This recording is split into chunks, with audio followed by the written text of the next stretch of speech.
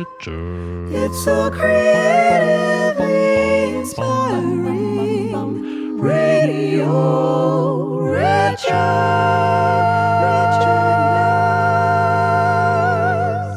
Hi, I'm Richard Niles, welcoming you to part 2 of our sentimental journey with Doris Day. Gonna take a sentimental journey. Probably the biggest record that my dad ever had was Sentimental Journey. And he actually wrote the song with his chief arranger in about 15 minutes.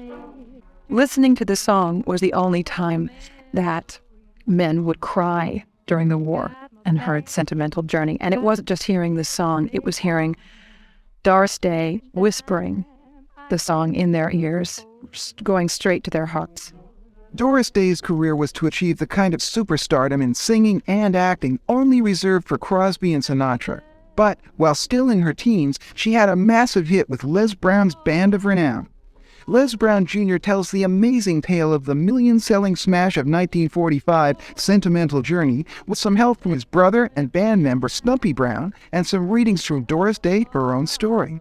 His chief arranger was a man named Ben Homer. And Ben was a great musician and a wonderful guy, and had one bad habit. He loved to bet on horses and forever was in debt. So in those days, you used to be able to go to a music publisher and say, I need, an advance, $50 or something, and I'll bring a song in on Monday morning and have it on your desk. So that's exactly what happened. Well, he had taken the $50. Instead of taking it home to the wife and family, he went to the track and he lost that. But he still had to have that song on the publisher's desk on Monday morning. And Sunday evening, and he's sitting at the Brill building and he's trying to write a song and he can't write anything. And he called my dad and he said, Les, I'm stuck. I got to have a song on Buddy's desk tomorrow morning, and I can't write. I'm just so torn up. My wife's going to... Dad said, don't worry. I'm not doing anything. I'll come down.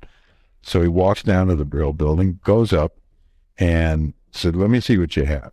And Ben played dee-da-dee, da-dee-da-dee. Then Dad said, what are you doing with that interval? How is the singer going to sing that? That's a little... Why don't we make it simple? A little dee-da-dee. Da-dee-da-da. He says, yeah, that works. And then Dad wrote the bridge, ba-ba-da-da-da-da-dee-da-da-da.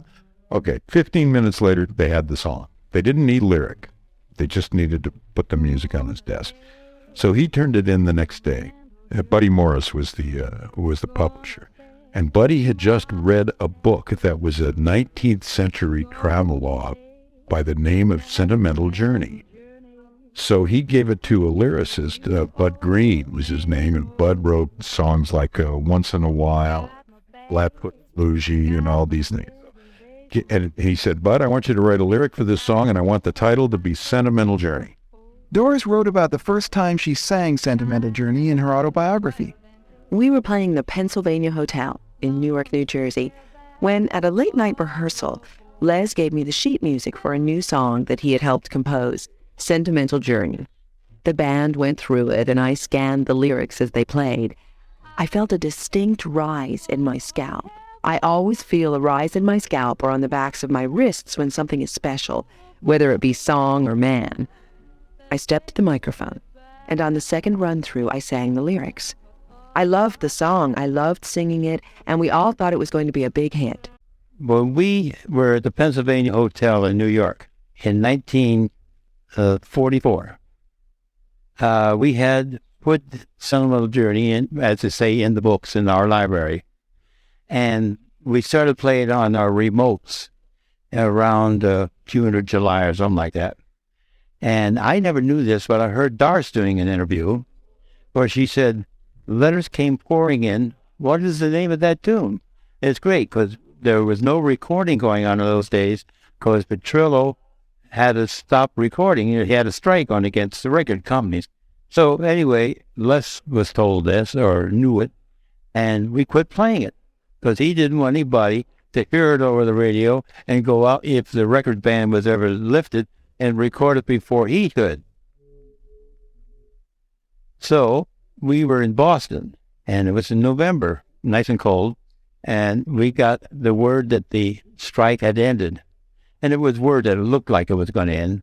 Well, we got on the train right after the job in Boston and went right down to New York City, went into a recording studio called Liederkranz Hall, and we recorded Sentimental Journey. That was the first thing we recorded.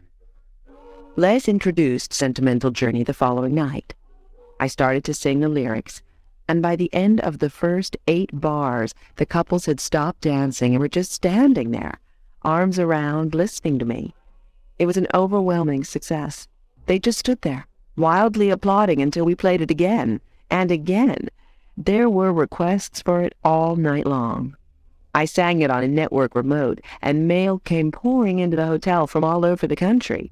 A short time later, we recorded it, and it became my first hit record. Everywhere we went, that's what people wanted to hear.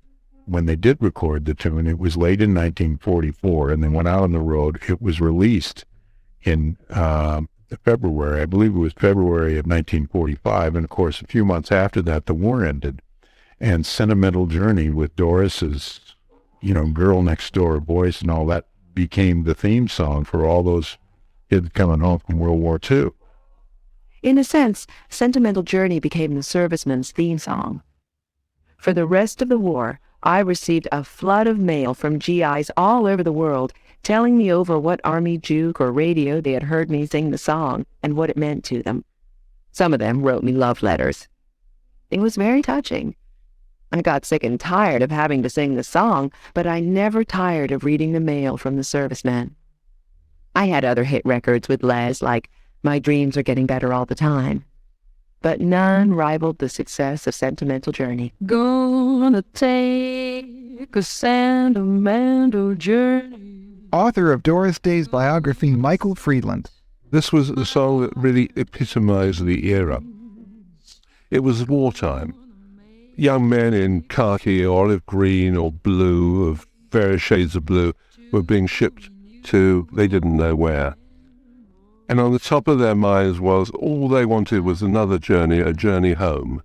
So they listened to Doris Day sing this song, and they related to the song, they related to her. And you can imagine them on the dance floor, but you also imagine the boys in troop ships listening to this and praying that their journey would be sentimental one day and going back home. Writer of the off-Broadway show Secret Love, the real Doris Day, Karen Oberlin. When I hear Doris Day singing Sentimental Journey, I hear the honesty in her voice and the sensuality of her voice. She had a teacher, Grace Rain, when she was growing up, her first voice teacher, who was extraordinarily important in her entire career. And she would talk about Grace Rain very often throughout her career. And this woman was not a great singer herself, but a wonderful teacher who taught her to act through songs and taught her to speak to a real person, and that one-on-one experience of know who you're singing to and sing right in their ear when you're singing on the radio, in performance, in any environment. And she did that so successfully. And I can hear that in Sentimental Journey so clearly that I think that's why it works so well, and part of why it became such a big hit. If you do have to have fashions in songs, there have to be exceptions to the rule, and that is an exception to the rule. It sounds as fresh today as when she first sang it.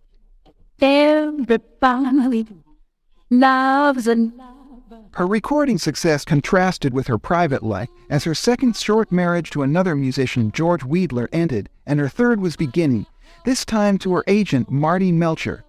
Although they were married for 16 years, the marriage was not a happy one, with Melcher pushing her to work to the point of exhaustion and squandering her money by gambling.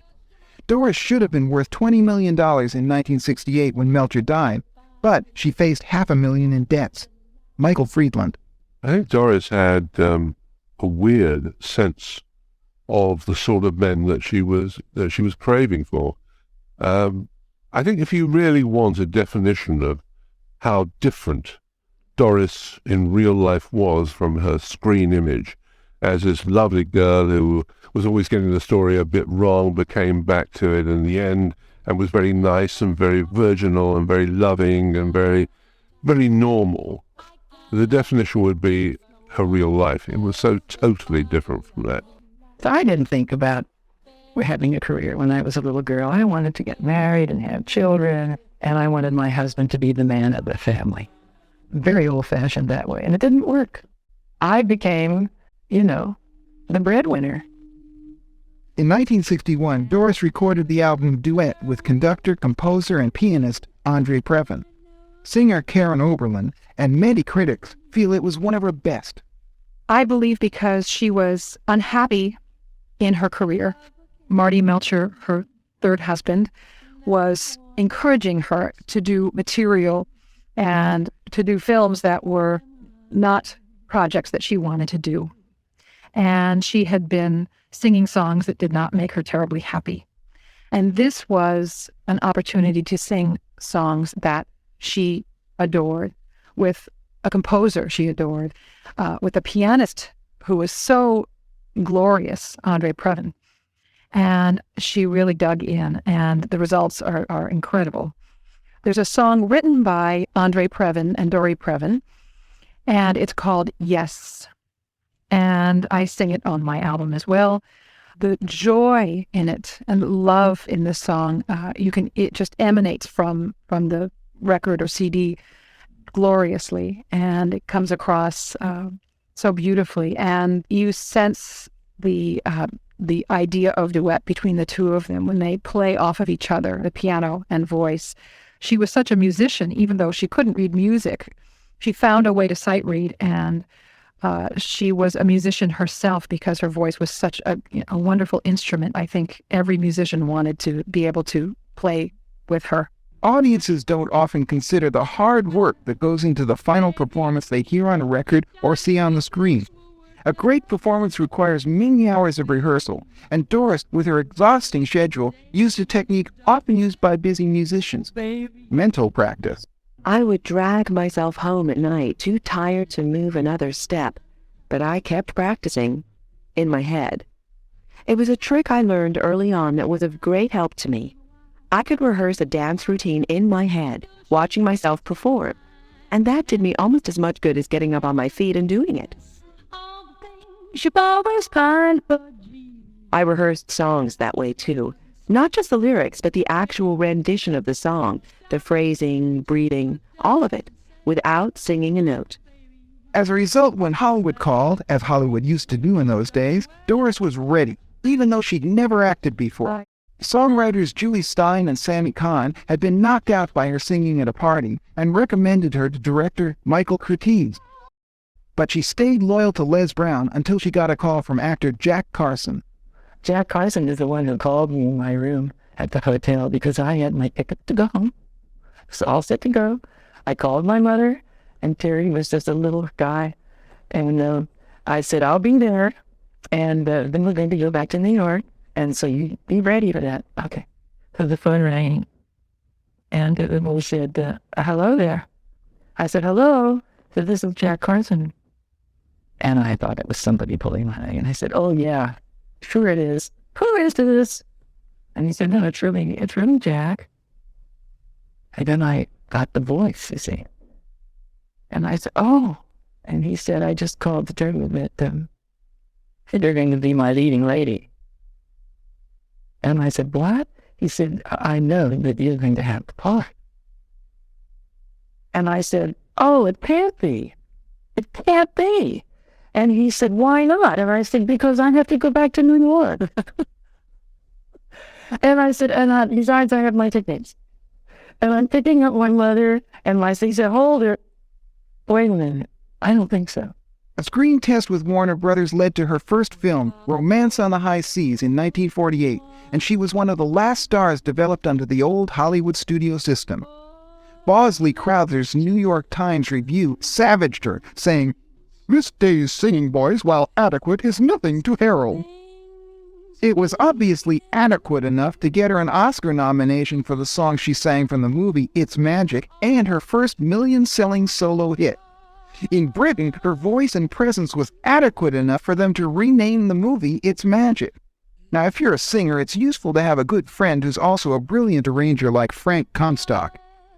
We came here, and Doris, about that time, had been bugged by everybody, agents and all kinds of people to come in and trying to get her to be a movie star, whatever she was going to end up, you know.